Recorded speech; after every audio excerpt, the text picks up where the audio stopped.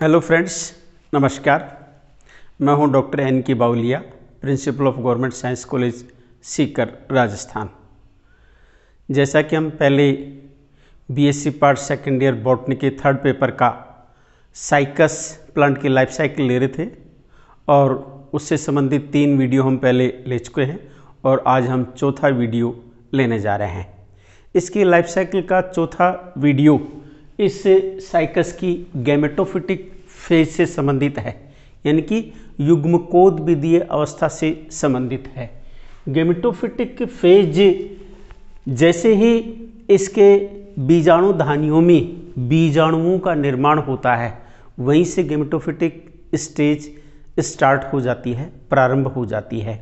जैसा कि हमने पहले बात की है, साइकस के अंदर मेल कोन और फीमेल कोन दोनों प्रकार के कोन पाए जाते हैं। फीमेल कोन की जगह मेगास्पोरोफिल पाए जाते हैं और मेल कोन के अंदर माइक्रोस्पोरोफिल्स पाई जाती हैं। माइक्रोस्पोरोफिल्स पर स्पोरेंजिया या माइक्रोस्पोरेंजिया पाई जाती हैं, जिनकी माइक्रोस्पोर मदर सेल में मियोसिस होने से हैप्लॉइड माइक्रोस्पोर्स बनते हैं और मेगास्पोरोफिल के ऊपर मेगास्पोरेंजिया या ओव्यूल या बीजांड पाए जाते हैं और उनकी मेगास्पोर मदर सेल में मियोसिस होने से मेगास्पोर का निर्माण होता है और 4 मेगास्पोर्स बनते हैं। उनमें से एक चैलेजल मेगास्पोर को छोड़ करके शेष तीनों मेगास्पोर डीजनरेट हो जाते हैं। इस प्रकार से मेगास्पोरेंजियम या ओव्यूल में बड़ा मेगास्पोर बनता है और माइक्रोस्पोरेंजियम के अंदर छोटे माइक्रोस्पोर्स बनते हैं। ये छोटे और बड़े दोनों प्रकार के स्पोर्स बनने को ही हम हेट्रोस्पोरी के नाम से जानते हैं और इस प्रकार की हेट्रोस्पोरी शब्द को हमने टेरिडोफाइट्स के केस में पहले लिया है। इसी प्रकार से जिम्नोस्पर्म भी हेट्रोस्पोरस हैं, यानी कि इनमें भी दोनों प्रकार के बीजाणुओं का निर्माण होता है। एक को माइक्रोस्पोर और दूसरे को मेगास्पोर के नाम से जानते हैं। माइक्रोस्पोर माइक्रोस्पोरेंजियम बनते हैं और मेगास्पोर मेगास्पोरेंजिया या ओव्यूल या बीजांड में बनते हैं। सबसे पहले हम बात करेंगे स्ट्रक्चर ऑफ माइक्रोस्पोर या लघु बीजाणु की संरचना किस प्रकार की होती है। माइक्रोस्पोर यूनिसेलुलर होता है, एक कोशिकीय स्ट्रक्चर होता है। यूनिन्यूक्लिएट एक केंद्रकीय संरचना होती है जिसमें 2 लेयर्ड वॉल होती है, दोहरी भित्ति की परत होती है। बाह्य परत होती है उसे एक्जाइन के नाम से जानते हैं और जो आंतरिक परत होती है उसे इंटाइन के नाम से जानते हैं। इस माइक्रोस्पोर से मेल गैमेटोफाइट का फॉर्मेशन होता है, नर युग्मकोद्भिद का निर्माण होता है। इसलिए आगे हम ले रहे हैं development of male gametophyte. Male gametophyte का जो डेवलपमेंट होता है ये 2 फेजेज में होता है। एक फेज को प्री पोलिनेशन फेज या प्री पोलिनेशन डेवलपमेंट स्टेज के नाम से जानते हैं और इसे स्टेज फर्स्ट के नाम से भी जानते हैं। और दूसरी जो फेज होती है उसे पोस्ट पोलिनेशन डेवलपमेंट या परागणोपरांत विकास के नाम से जानते हैं या स्टेज सेकंड के नाम से जानते हैं। पहले हम बात करेंगे स्टेज फर्स्ट या प्री पोलिनेशन डेवलपमेंट में। प्री पोलिनेशन डेवलपमेंट के अंदर जो माइक्रोस्पोर होता है, इस माइक्रोस्पोर का डेवलपमेंट या जर्मिनेशन इन सीटू होता है। इन सीटू से तात्पर्य है कि जहाँ पर माइक्रोस्पोर बनते हैं वहीं पर इनका डेवलपमेंट या जर्मिनेशन होता है। माइक्रोस्पोर माइक्रोस्पोरेंजियम में बनते हैं, इसलिए इनका डेवलपमेंट या जर्मिनेशन माइक्रोस्पोरेंजियम में ही होता है। डेवलपमेंट के समय माइक्रोस्पोर में सबसे पहला विभाजन होता है जो अनइक्वल होता है, जिससे 2 कोशिकाएं बनती हैं। ये जो 2 कोशिकाएं बनती हैं उनमें से सबसे नीचे की तरफ जो कोशिका बनती है वह छोटी होती है साइज में, जिसे प्रोथेलियल सेल के नाम से जानते हैं। और इसके ऊपर जो कोशिका बनती है वह तुलनात्मक रूप से बड़ी होती है, जिसे एंथ्रीडियल सेल या पूंधानी कोशिका के नाम से जानते हैं। जो प्रोथेलियल सेल है यह बाद में किसी प्रकार से डिवाइड नहीं होती है, लेकिन जो बड़ी कोशिका जिसे एंथ्रीडियल सेल के नाम से जानते हैं, इसके अंदर फर्दर डिवीजन होता है जिससे एक जनरेटिव सेल बनती है और एक ट्यूब सेल का निर्माण होता है। जनरेटिव सेल ऊपर की तरफ बनती है और ट्यूब सेल नीचे की तरफ बनती है। जनरेटिव सेल और ट्यूब सेल दोनों के अंदर केंद्रक प्रेजेंट होते हैं, बड़े बड़े केंद्रक प्रेजेंट होते हैं।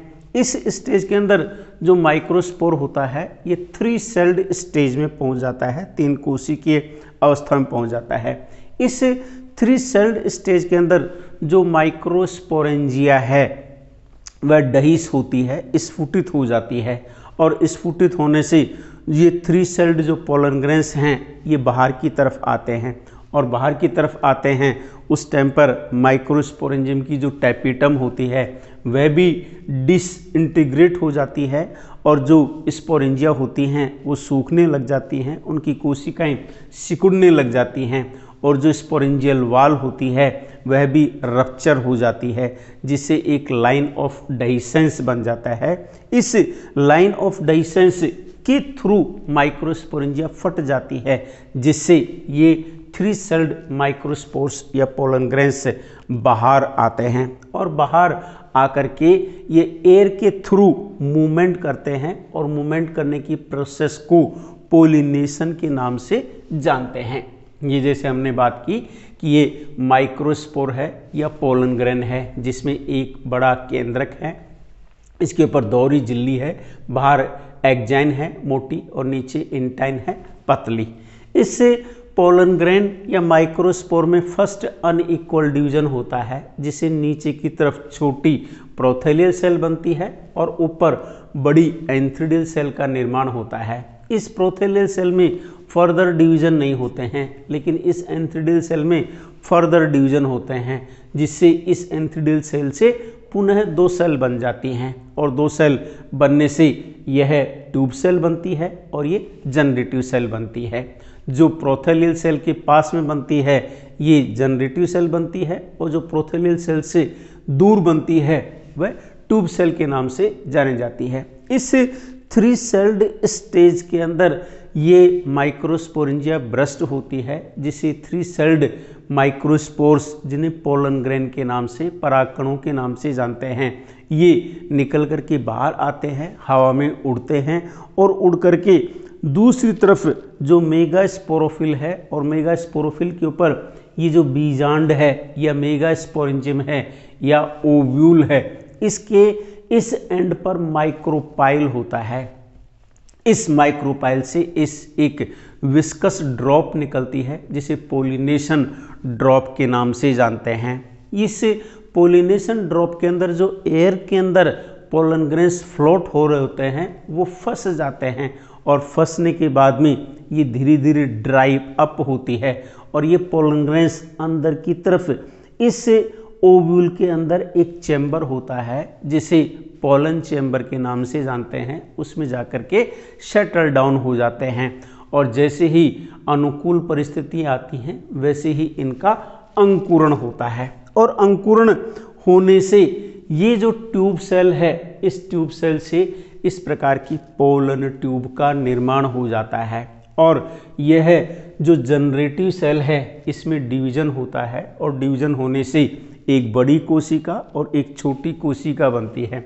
इस बड़ी कोशिका को बॉडी सेल या काय कोशिका के नाम से जानते हैं, और जो छोटी सेल है इसे स्टाक सेल या व्रंत कोशिका के नाम से जानते हैं। इस व्रंत कोशिका में फर्दर डिवीजन नहीं होते हैं, लेकिन इस बॉडी सेल में फर्दर डिवीजन होते हैं, जिससे 2 केंद्रकों का निर्माण होता है। इन दोनों केंद्रकों के चारों तरफ फ्लैजिला का निर्माण हो जाता है, और ये अल्टीमेटली दोनों केंद्रक 2 स्पर्म के रूप में कन्वर्ट हो जाते हैं। इस प्रकार से ये 2 फ्लैजिलेटेड स्पर्म बन जाते हैं, और ऐसी स्थिति में इस पोलन ट्यूब के अंदर ये दोनों मेल गैमेट या एंथ्रोजोइड या स्पर्म ऐसे कैसे प्रेजेंट रहते हैं। इस प्रकार से इस माइक्रोस्पोर के फुल्ली जर्मिनेशन से यह मेल गैमेटोफाइट बन जाता है, जिसकी प्रोथेलियल सेल धीरे धीरे नष्ट हो जाती है, और ट्यूब सेल से पोलन ट्यूब बन जाती है, और स्टाक सेल भी धीरे धीरे डीजनरेट हो जाती हैं, और बॉडी सेल से ये दोनों मेल गैमेट बन जाते हैं, और इस फुल्ली डेवलप्ड स्ट्रक्चर को मेल गैमेटोफाइट के नाम से जानते हैं। इस के बीच में ही प्री पोलिनेशन और पोस्ट पोलिनेशन के बीच में जो स्टेज आती है उसे पोलिनेशन के नाम से जानते हैं, जिसको हमने पहले बताया है। इस प्रकार के पोलिनेशन को एनीमोफिलस या वायु परागण के नाम से जानते हैं। इस पोलिनेशन के समय हमने बात की थी माइक्रोपाइलर एंड से, जिसे न्यूसेलर बीक के नाम से जानते हैं। विस्कस फ्लूइड बनता है जो कोहेसिव प्रकार का होता है। इसके अंदर जो माइक्रोस्पोर्स होते हैं वे उलझ जाते हैं और उलझ करके ये इसके द्वारा कैचअप कर लिए जाते हैं, और ये जैसे ही पोलिनेशन ड्रॉप ड्राई अप होती है वैसे ही अंदर की तरफ ओव्यूल के अंदर जो पोलन चैम्बर होता है उसके अंदर इन पोलन ग्रेन्स को शक कर लिया जाता है और वह माइक्रोपाइल प्लग्ड हो जाता है, बंद हो जाता है। और स्टेज सेकंड में पोस्ट पोलिनेशन डेवलपमेंट होता है मेल गैमेटोफाइट का, जिसके लिए हमने बात कर ली है कि इससे ये जो पोस्ट पोलिनेशन डेवलपमेंट होता है ये करीबन 20 से लेकर के 4 महीने तक टाइम लगा देता है। और इस स्थिति के अंदर इस पोलन ग्रेन की जो एग्जाइन होती है वह टूट जाती है और जो इंटाइन होती है वह बाहर आती है पोलन ट्यूब के रूप में, और ये जनरली ब्रांच्ड नहीं होती है, अनब्रांच्ड कंडीशन में रहती है और ये एब्जॉर्बिंग ऑर्गन के रूप में कार्य करती है, हॉस्टोरियम के रूप में या चुस्कांग रूप के में कार्य करती है। और जो न्यूसेलर टिश्यू होता है उसको भेदती हुई ये नीचे की तरफ जहाँ आर्किगोनियल चैम्बर होता है वहाँ पर जाती है, और वहाँ पर जाने पर जो जनरेटिव सेल है वह डिवाइड होती है स्टार्क सेल में और बॉडी सेल में। और स्टार्क सेल फर्दर डिवाइड नहीं होती है, बॉडी सेल में फर्दर लॉन्गिट्यूडनल डिवीजन होते हैं जिससे 2 स्पर्म सेल बन जाती हैं। हर एक जो स्पर्म सेल होती है वह सिंगल न्यूक्लिएटेड होती है, ब्लीफेरोप्लास्ट युक्त होती है और थोड़ा सा कोशिका द्रव्य उसके अंदर प्रेजेंट होता है। और हर एक जो स्पर्म होता है वह स्पर्म और ब्लीफेरोप्लास्ट के रूप में और सीलिया के रूप में डिफ्रेंशिएट होता हुआ दिखाई देता है। साइकस के जो स्पर्म होते हैं, मेल गैमेट होते हैं, ये प्लांट किंगडम में सबसे लार्जेस्ट होते हैं, जिनकी साइज 180 से लेकर के 210 म्यूक्रॉन तक होती है और इन्हें नेकड आई से या बिना चश्मे के भी देखा जा सकता है। हर एक जो स्पर्म होते हैं मोर या लेस ट्रायंगुलर प्रकार के होते हैं, टॉप शिफ्ट होते हैं, लट्टू की जैसे होते हैं और मोटाइल स्ट्रक्चर होते हैं, जिसके ऊपर 5 से लेकर के 6 स्पाइरल बैंड्स होते हैं जिनमें थाउजेंड्स ऑफ सीलिया होती हैं और ये सिंगल लार्ज न्यूक्लियस वाले होते हैं। और इसी के साथ में अब हम आगे बात करेंगे डेवलपमेंट ऑफ फीमेल गैमेटोफाइट की। फीमेल गैमेटोफाइट का डेवलपमेंट किस प्रकार से होता है, जैसे कि हमने आपसे बात की कि इसका डेवलपमेंट जो मेगास्पोरोफिल के ऊपर मेगास्पोरेंजियम या ओव्यूल होता है, उस ओव्यूल के अंदर जो मेगास्पोर मदर सेल होती हैं और उनके मियोसिस से जो 4 मेगास्पोर्स बनते हैं उनमें से ऊपर की तरफ माइक्रोपाइल की तरफ वाले 3 डिजेनरेट हो जाते हैं और चैलेजा की तरफ वाला एक फंक्शनल मेगास्पोर रह जाता है। इस फंक्शनल मेगास्पोर को एम्ब्रियो सेक्स सेल के नाम से जानते हैं या first cell of female gametophyte के नाम से जानते हैं। इससे ही डेवलपमेंट स्टार्ट होता है। ये डेवलपमेंट इन सिटू होता है, यानी कि इनका डेवलपमेंट उसी जगह पर होता है जहाँ पर इनका निर्माण होता है, या दूसरे शब्दों में हम कहें विद इन न्यूसेलस या विद इन ओव्यूल होता है।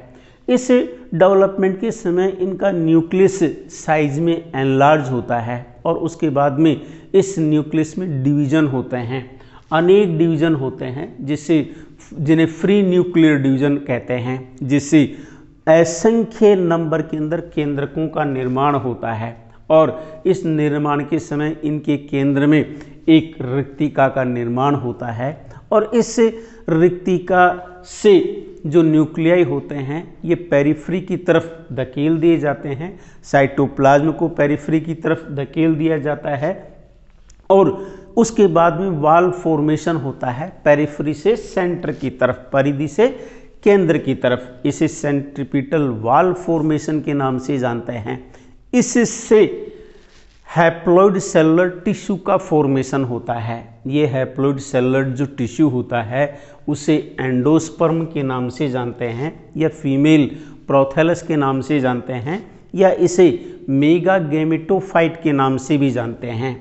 यह जो एंडोस्पर्म होता है यह न्यूट्रिटिव होता है फंक्शन में। इसका मुख्य कार्य होता है पोषक पदार्थ प्रदान करना।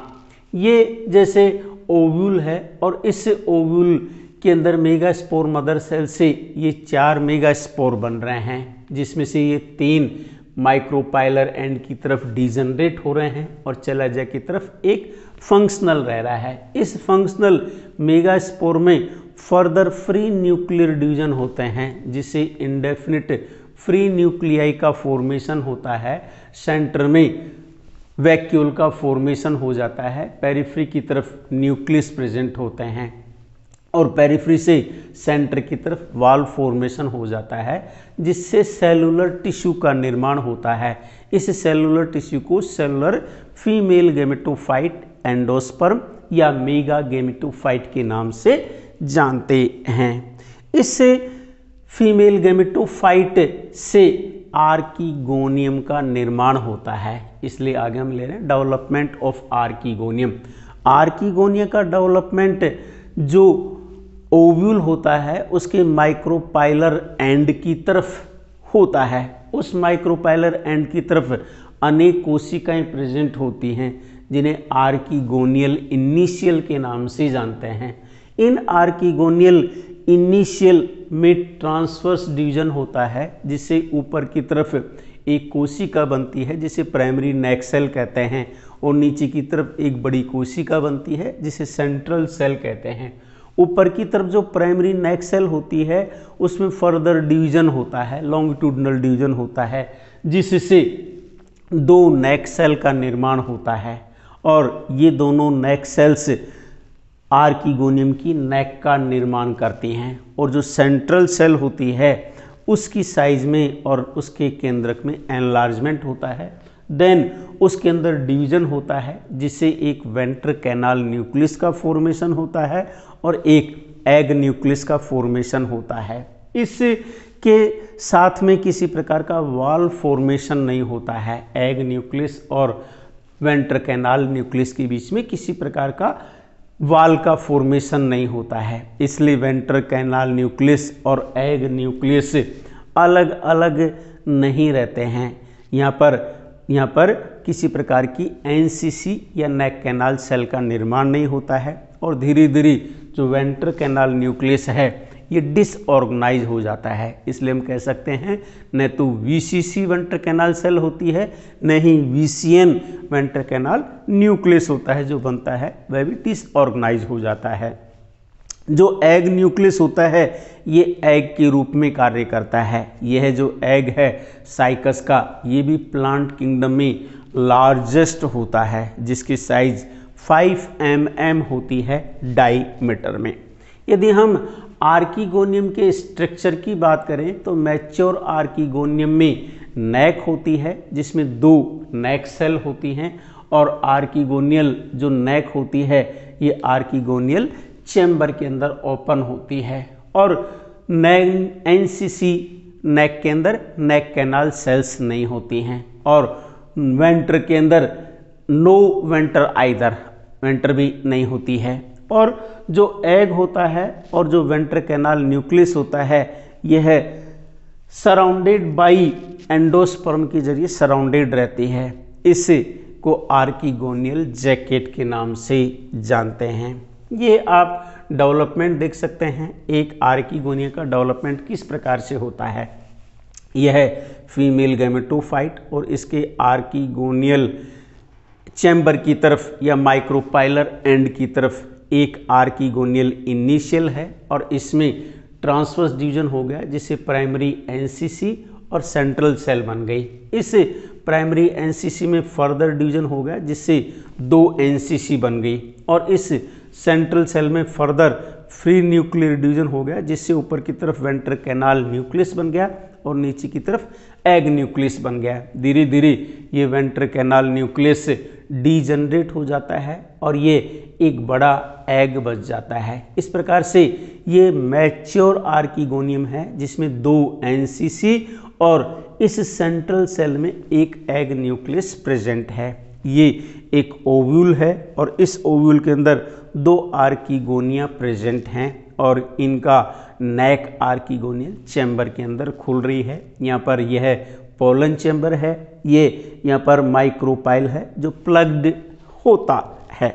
इस प्रकार से यहाँ पर मेल गैमेटोफाइट और फीमेल गैमेटोफाइट बन जाते हैं। मेल गैमेटोफाइट में मेल गैमीट्स स्पर्म्स मोटाइल बनते हैं 2 और फीमेल गैमेटोफाइट के अंदर आर्किगोनिया बन जाती हैं। जितनी आर्किगोनिया बनते हैं उतनी ही फीमेल गैमीट बनते हैं जो कि नॉन मोटाइल होते हैं।